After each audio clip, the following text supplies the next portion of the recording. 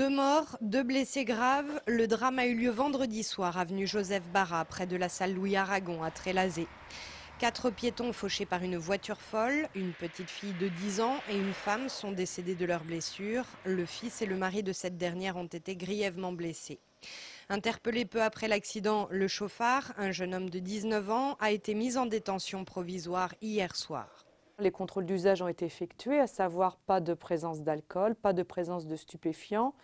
Tout ce que l'on peut dire, c'est que c'est un jeune conducteur, il n'a eu son permis de conduire que depuis le mois de juillet, que lui-même n'explique pas les circonstances de l'accident. Donc ce sera à l'information judiciaire d'établir plus précisément pour quelles raisons il a pu perdre le contrôle de son véhicule. Le jeune homme a été mis en examen par le juge d'instruction pour homicide involontaire et blessure involontaire aggravé par un délit de fuite. Il encourt 7 années d'emprisonnement. Un accident comme ça fait basculer toutes les vies de toutes les familles. Moi, j'ai vu donc mon client et son père. Ils sont évidemment effondrés. Un jeune homme de 19 ans qui se retrouve du jour au lendemain avec la responsabilité de la mort de 2 personnes, de personnes blessées qui souffrent. Je crois qu'il est complètement détruit. Et, il a une certaine compassion pour les familles des victimes, ce qui est évidemment la moindre des choses, mais il est aujourd'hui effondré. 28 records de France et 3 records du monde, la piscine Jean-Bouin d'Angers a vécu un week-end historique. Pendant 3 jours, les stars de la natation ont enflammé ces championnats de France en petit bassin. Ce matin, un homme fait la une sportive de tous les journaux. C'est Alain Bernard, le nouveau recordman du monde du 100 mètres nage libre. Hier soir, dans la dernière finale de ces championnats, Alain Bernard est devenu le roi de l'épreuve reine. De quoi faire chavirer de bonheur le public de la piscine Jean-Bouin.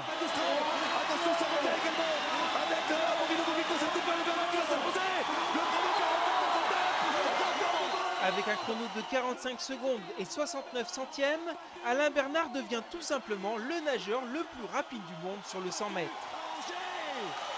Si on m'avait dit que je ferais ça avant de venir, j'aurais signé tout de suite parce que, comme je disais, il y a 3 semaines ou 4 semaines à l'entraînement, j'étais pas dans cet état et ça fait plaisir de revivre des moments comme ça parce que c'est pas notre vie de tous les jours, on n'arrive pas dans un bassin où il y a 300-400 personnes qui vous applaudissent et vous faites un record du monde, quoi.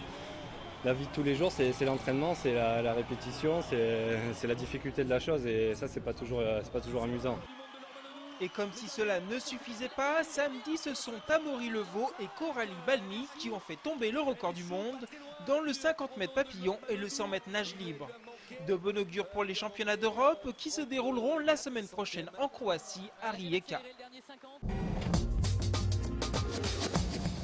C'est l'histoire du Père Noël vert qui vient aider le Père Noël rouge. Le Père Noël rouge, tous les enfants le connaissent. Le vert, c'est celui du secours populaire.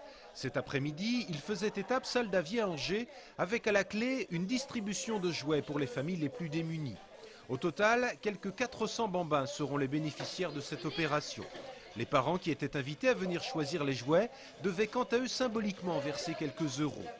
Et effectivement, on demande aussi, toujours dans cette idée de respect, on demande une petite participation financière aux gens, à peu près 10% de la valeur du jouet, pour dire, je dirais aussi que les gens font un effort, sont aussi solidaires et malgré, je dirais, leurs difficultés, apportent aussi, je dirais, leur soutien.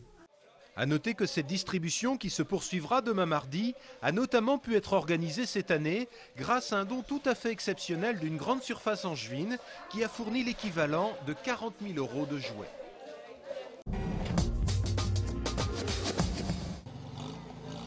Faire un tour de voiture pour la bonne cause. Voilà ce que proposait l'ETAS ce week-end à Avrier à l'occasion du Téléthon.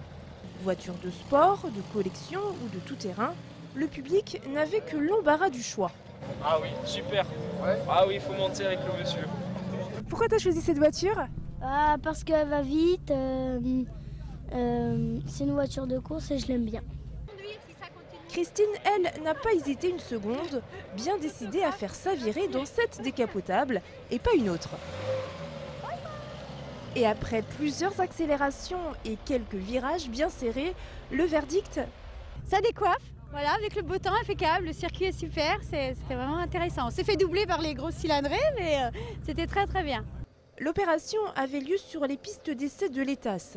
Ce site militaire fermera prochainement en raison d'un plan de restructuration mené par le gouvernement. Malgré ce contexte, les organisateurs ont tenu à maintenir la manifestation.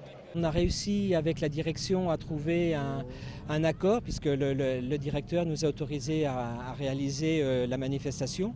Donc plutôt de l'espérance, on espère pouvoir être là l'année prochaine et encore de nombreuses années. Voilà. Cette année, et comme partout en France, les Angevins ont été particulièrement généreux. Grâce à la journée de samedi, plus de 5 600 € ont été reversés au Téléthon. Et c'est un record.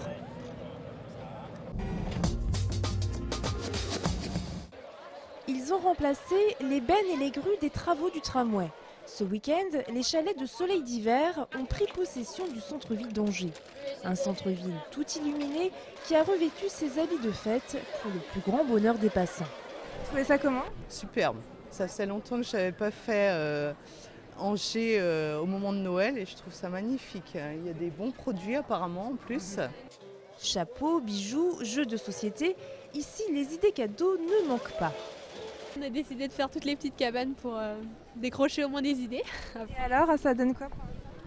Ça donne que j'ai trouvé mon cadeau pour moi. J'aimerais bien un collier, donc voilà. Côté commerçant, le bilan de ce week-end a été en général positif, comme si la crise était mise entre parenthèses. Ça s'est très bien passé, il y a eu beaucoup de monde, beaucoup de passages, donc on ne ressent pas la crise du tout, donc c'est très bien. Bon, j'ai fait en sorte de fabriquer des choses qui soient relativement accessibles aussi, et je pense qu'elle va vite passer cette crise, nous n'en voulons pas vraiment. Nouveauté cette année, d'autres chalets se sont installés place Sainte-Croix et rue d'Alsace. Ils restent ouverts jusqu'au 3 janvier.